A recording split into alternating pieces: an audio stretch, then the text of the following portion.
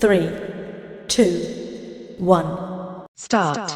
पिछले कुछ दिनों में सार्वजनिक स्थलों तक पर बढ़ती भीड़ ने सरकार की नींद उड़ा दी है। चिंता इस बात की है कि महामारी फिर न फैल जाए।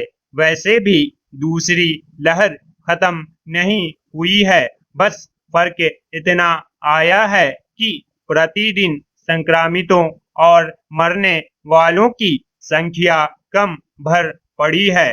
कुछ दिनों से कम होते मामलों का यह मतलब कतई नहीं है कि अब महामारी खत्म हो गई है, बल्कि हकीकत तो यह है कि हालात अभी भी गंभीर हैं। देश भर में संक्रमण के कुल मामलों में 50% तो केरल और महाराष्ट्र से ही हैं। 74% देश के 10 राज्यों से हैं, जिनमें आंध्र प्रदेश, तेलंगाना और उड़ीसा शामिल हैं। सबसे खराब हालत पूर्वोत्तर राज्यों की है, जहां संक्रमण घटाव पर नहीं बढ़त पर है। देश के जिन 80 जिलों में संक्रमण दर 10% से ऊपर बनी हुई है, उनमें आधे से ज्यादा जिला तो पूर्वोत्तर राज्यों के ही हैं। ऐसे में कैसे मान लिया जाए कि अब देश से महामारी जाने को है और कोई खतरा नहीं रह गया है।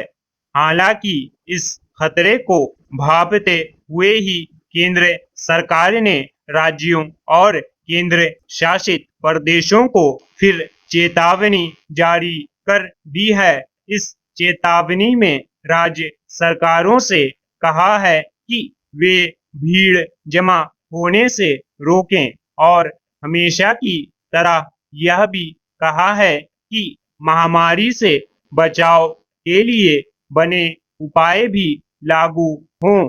इनमें मास्क लगाने और सुरक्षित दूरी का पालन करने की बात भी दोहराई गई है।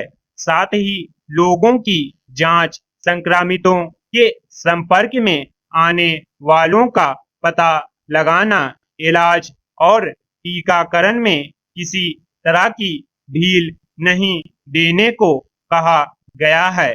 गौरतलब है कि मंगलवार को प्रधानमंत्री ने भी पूर्वोत्तर राज्यों के मुख्यमंत्रियों से बातचीत में तीसरी लहर को लेकर चेताया था।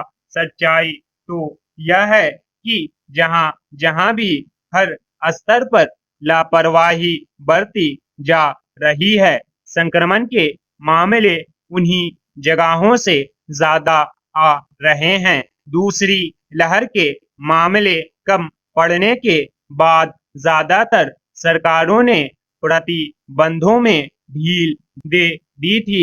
इसके पीछे मकसद यही था कि कारोबारी गतिविधियां शुरू हो सकें, लेकिन रियायत का लोगों ने बेजा फायदा उठाना शुरू कर दिया और मनमानी करने लगे। दूसरी लहर कम पड़ने के बाद भी अगर पूर्वोत्तर राज्यों महाराष्ट्र और केरल में मामले बढ़ रहे हैं, तो यह बड़े खतरे का संकेत है। तीसरी लहर सामने है। विश्व स्वास्थ्य संगठन भी डेल्टा और डेल्टा प्लस रूप के खतरे को लेकर चेता रहा है।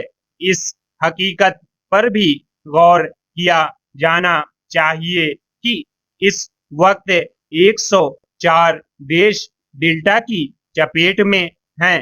भारत में दूसरी लहर का कारण भी इसे ही माना गया था। चिंता इसलिए और बढ़ जाती है कि कुछ दक्षिण राज्यों में डेल्टा प्लस के मामले भी मिल चुके हैं। अगर ब्रिटेन, रूस, इंडोनेशिया जैसे देशों पर गौर करें तो इन देशों में प्रतिबंधों में ढील के बाद लोग एकदम बेपरवाह हो गए थे। इसका नतीजा फिर से संक्रमण फैलने के रूप में देखने को मिला।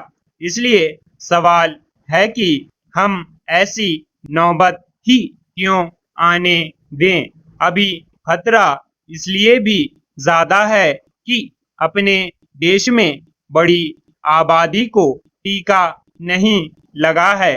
टीकाकरण की मंद रफ्तार के लिए तो सरकारों को जिम्मेदार ठहरा सकते हैं, पर भीड़ बढ़ने से महामारी फैली तो इसके लिए दोषी कौन होगा। स्टॉप।